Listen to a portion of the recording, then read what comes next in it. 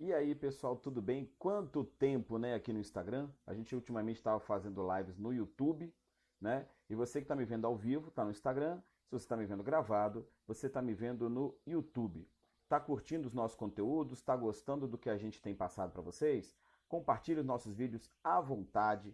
Chame seus amigos para se inscreverem no nosso canal, no nosso Instagram, seguirem nosso Instagram, para poderem se inscrever no nosso YouTube, porque toda semana tem live sobre a BNCC, tá? E sempre buscando trabalhar com o melhor que eu já pratiquei na BNCC para os professores, tá? Como vocês sabem, eu ano passado estudei e trabalhei a BNCC toda, apliquei na sala de aula e isso me fez aprender muito da BNCC na prática, tá? Me ajudou a trabalhar muito com a BNCC na prática, não só a teoria daquelas centenas de planilhas e 600 páginas de texto, mas colocar no dia a dia.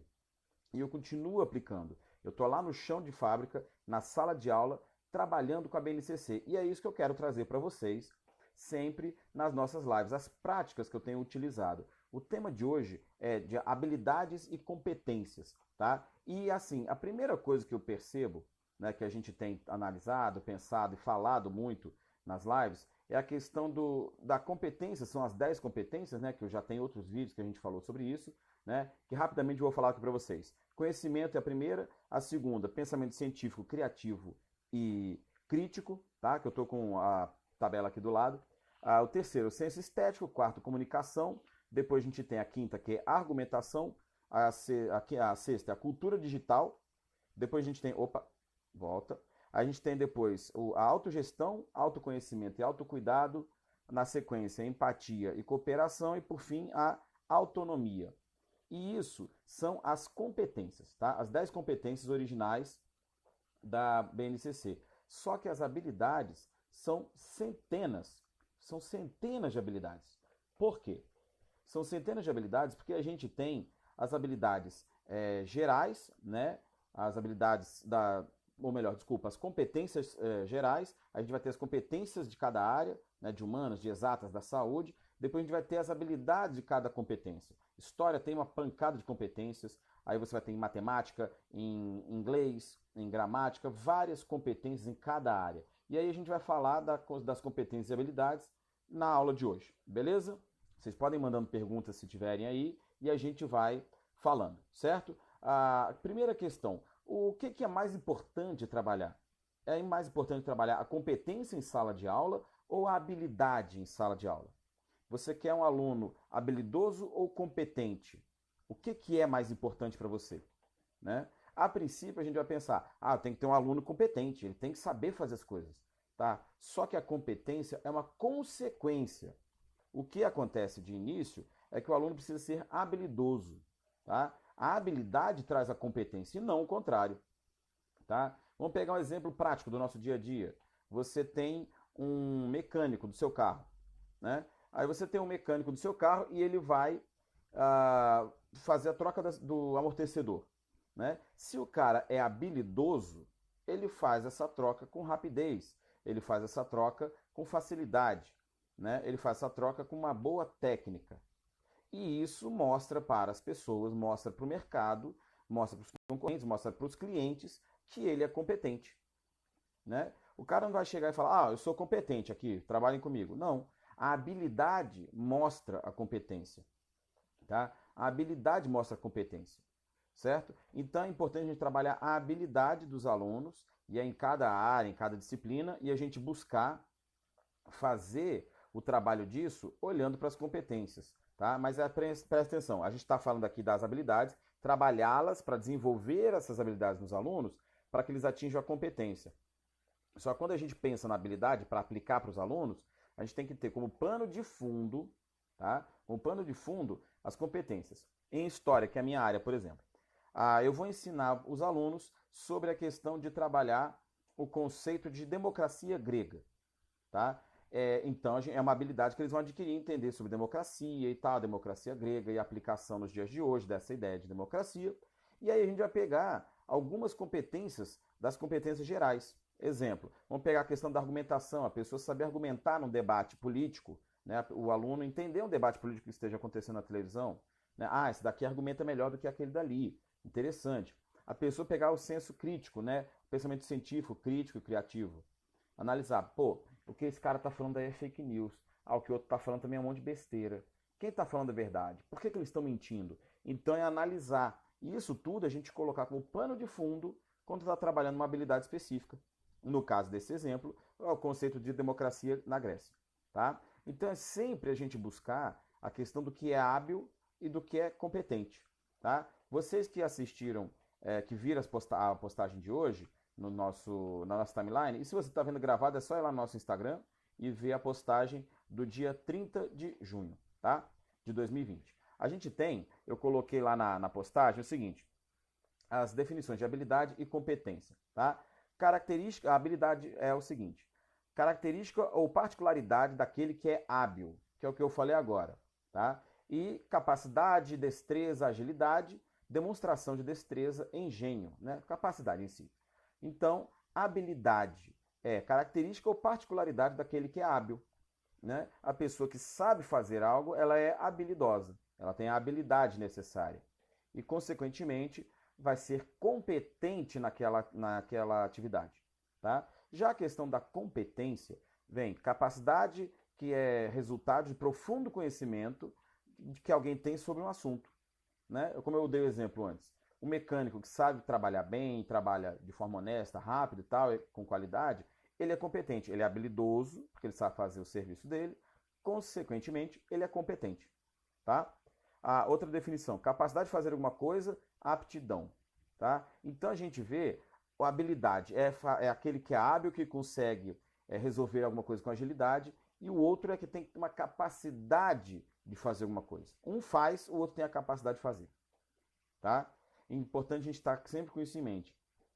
Quando montar o plano de aula, quando pensar em fazer a sua aula e buscar trabalhar habilidades e competências, é tendo sempre em foco isso.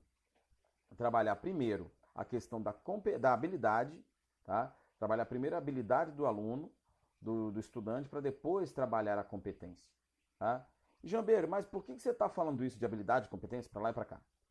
Porque a gente tem que se preocupar em sala de aula com essas várias competências, essas várias habilidades, e principalmente uma que tem sido pouco trabalhada, né, no nosso cotidiano, que é a questão da tecnologia, a cultura digital, e a questão socioemocional. Tá? São duas áreas que assim, os meninos nascem praticamente já mexendo num tablet, no celular, eles estão vivendo isso o tempo todo, falam de aplicativos que às vezes nós professores ficamos perdidos, o que é isso? Né? E também a questão de que o aluno ele quer viver essa realidade. É fazer com que os alunos saiam da internet, do celular, que ficar brincando no Discord, jogando joguinho, usando o WhatsApp, para ser uma tecnologia útil. E a questão da parte socioemocional, porque os alunos têm uma grande dificuldade hoje de se relacionar. A questão do bullying continua em alta, infelizmente. Muitos alunos sofrem bullying ou praticam bullying, né? E aí isso vai afetando a questão emocional e atrapalha também o desenvolvimento escolar, certo? Então a gente tem que buscar o foco na habilidade não só técnica nossa de professores para ensinar aquele conteúdo e tal, mas também na nossa habilidade e trabalhar isso com os alunos, a habilidade deles se interrelacionarem. E isso passa por vários conteúdos, né? Por todas as disciplinas que estão na BNCC, a gente tem a preocupação de buscar trabalhar o socioemocional e também a tecnologia, tá? Eu vou pegar aqui um exemplo de habilidade, só abrir aqui, de pegar com vocês a habilidade em história. Aqui, ó, cadê? Tá abrindo aqui. Vamos olhar a palavra enquanto isso?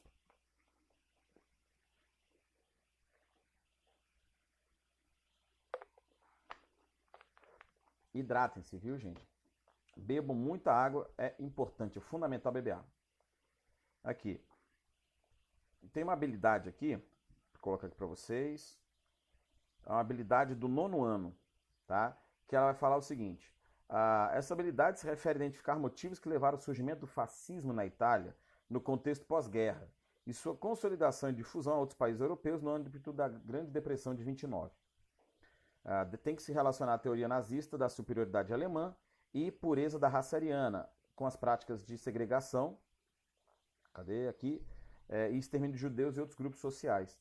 Então, essa habilidade, ela está num contexto maior da gente trabalhar a questão do surgimento do nazismo, do fascismo, tá? E dos totalitarismos.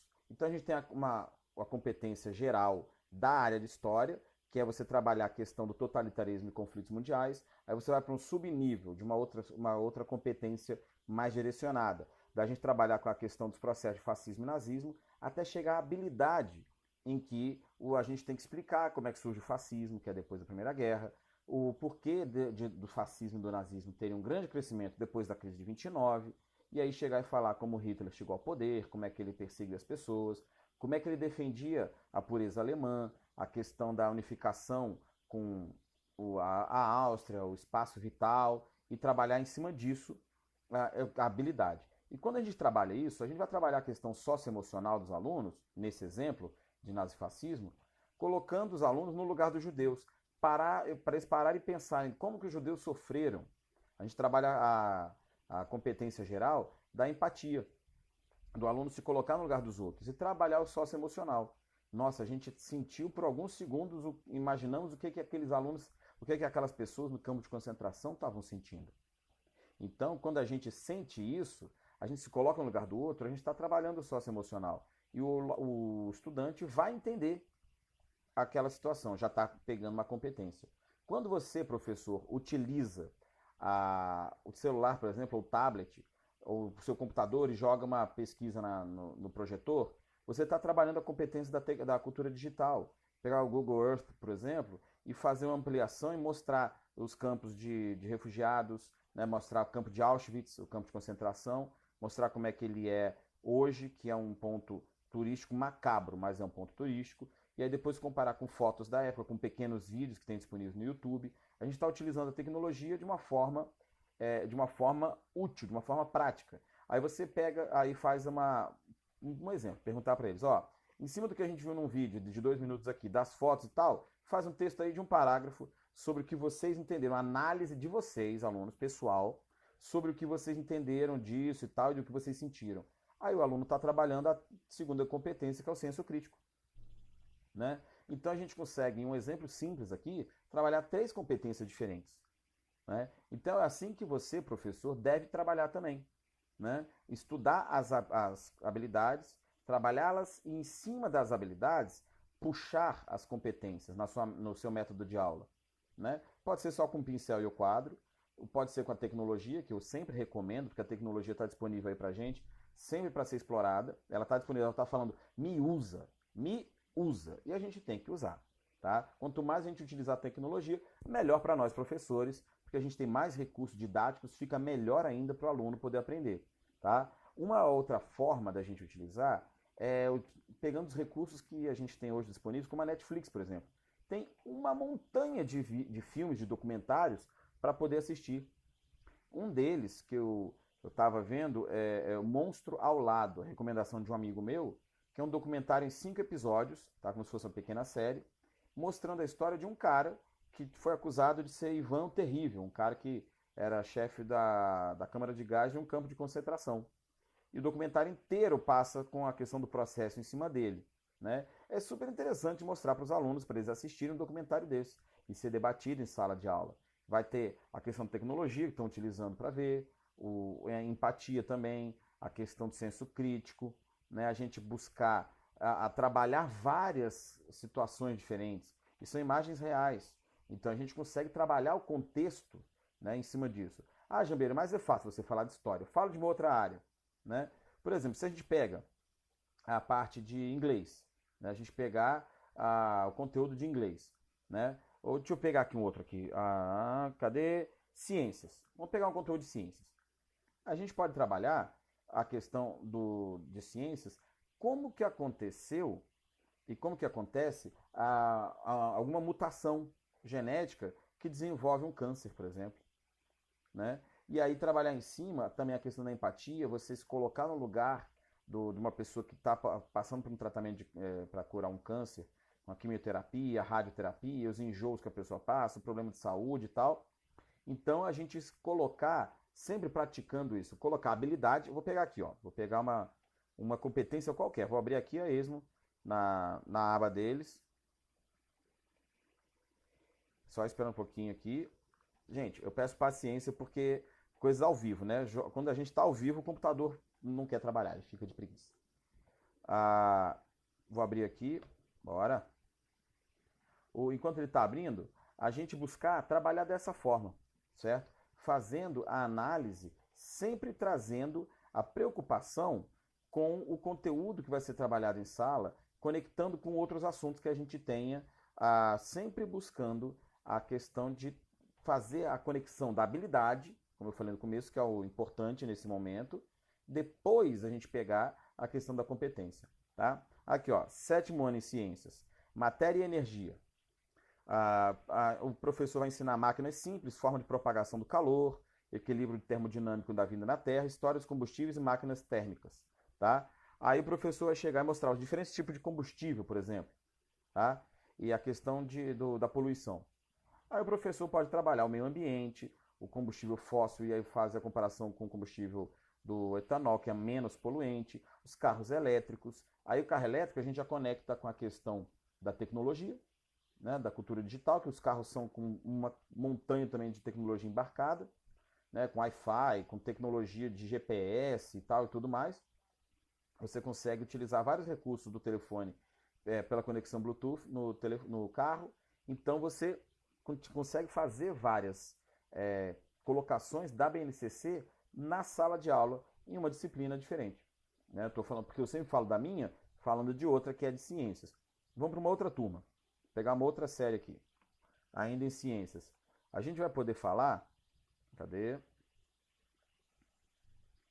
A gente pode falar no 9º ano, por exemplo, até no 8º, que tem matérias que você tem parte do conteúdo que você vai falar sobre a questão da reprodução humana, né? E quando a gente fala sobre a reprodução humana, a gente vai trabalhar a questão da vida, né, da evolução e tal. A gente vai trabalhar várias situações diferentes. E quando a gente trabalha isso, a gente sempre buscando trabalhar a habilidade, tá? Sempre a habilidade para depois chegar até a competência. Vamos buscar aqui, 9º ano, matéria e energia também. A gente pega aqui, ó, aspecto quantitativo de transformações químicas, estrutura da matéria, radiação e sua aplicação na saúde. Né? A gente pega a radiação e a aplicação na saúde, por exemplo, falando sobre a questão de você ter tratamentos com radiação. E não necessariamente uma radioterapia num câncer. Mas quando você vai fazer, às vezes, exames cardíacos, você usa um contraste, que esse contraste tem radiação, bem fraquinha, mas tem radiação, né? E aí a gente tem a possibilidade de trabalhar a questão também de explicar sobre a bomba atômica, sobre energia atômica, que são coisas diferentes, da uma usina nuclear e uma bomba atômica. Né? Explicar isso, quais são as diferenças, que na usina nuclear você tem a energia atômica sob controle, gerando energia por meio do calor e tal. E quando você vai para a bomba nuclear, é uma reação da usina, só que sem controle. Ela vai até consumir o último átomo de urânio. Né? Então, quando a gente tem a questão de trabalhar a bomba atômica e a energia nuclear, você pode trabalhar também essas competências da autonomia, da empatia. Né? Como que a pessoa vai se sentir numa situação dessa, hipotética? Como é que as pessoas em Hiroshima e Nagasaki se sentiram? Né? Como é que as pessoas poderiam sobreviver num ambiente apocalíptico? Né? Pegando até talvez seriados desses de ficção fantástica. Né? Então a gente sempre buscar pensar como fazer o nosso plano de aula focado, direcionado para trabalhar as habilidades, depois trabalhar as competências. Beleza? Podem mandar perguntas aí, se vocês tiverem alguma pergunta, que eu respondo.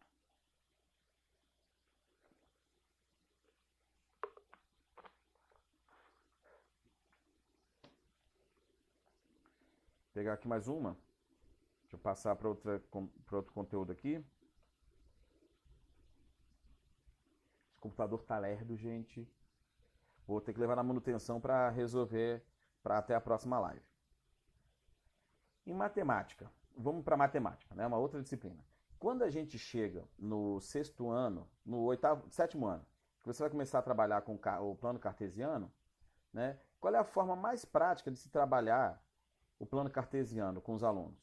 Como é que seria uma forma prática e rápida de se trabalhar o plano cartesiano com a molecada do sétimo ano, por exemplo? Não seria chegar somente e fazer aqueles quadros, né? O ponto X, o ponto Y. Se a gente começa assim, já começa de uma forma que vai dar uma resistência com os alunos, né? Porque quando a gente pega, e eu lembro da época que eu era aluno em escola, quando a gente pega e fala, ó, porque vamos aprender as equações para fazer a função f de x é igual a não sei o quê. Nossa, é um saco. É muito chato. Para vocês colocarem, professores, de uma forma que fique muito mais divertida, fala, ó, sabe aquele negócio do eixo x e eixo y, um plano cartesiano que está aí no livro? Vocês usam o tempo todo. Quando vocês pegam um Uber, quando vocês pegam um 99, o Cabify, vocês estão usando o plano cartesiano. Como assim, professor? Quando a gente pega o Uber, a gente está informando que a gente está no ponto A e a gente quer ir para o ponto B. Isso é gráfico, só que em tempo real. Né? Então é o gráfico que os alunos vão estudar, o eixo X aqui, eixo Y, né? E aí tem um ponto aqui. A gente marca o X com Y, tem um ponto, é onde ele vai te buscar. O outro ponto em outro local do gráfico, onde ele vai te deixar. Então, o GPS é a aplicação prática do plano cartesiano. Quando a gente fala isso já de começo, os alunos, ah, que legal! Então está na minha realidade, é na prática. Enquanto a gente não coloca as coisas na realidade dos alunos, não coloca no dia a dia deles, eles não vão ter interesse em aprender. E se eles não têm interesse em aprender, eles não vão ser hábeis. Não sendo hábeis, não vão ser competentes. E aí acontece uma consequência para nós, professores. A gente passa a ter o nosso trabalho em risco. Porque é simples. Na área pública, nas escolas públicas, você tem uma outra estrutura. Você tem a avaliação de desempenho temporária, ou melhor, temporária não, a cada X tempo.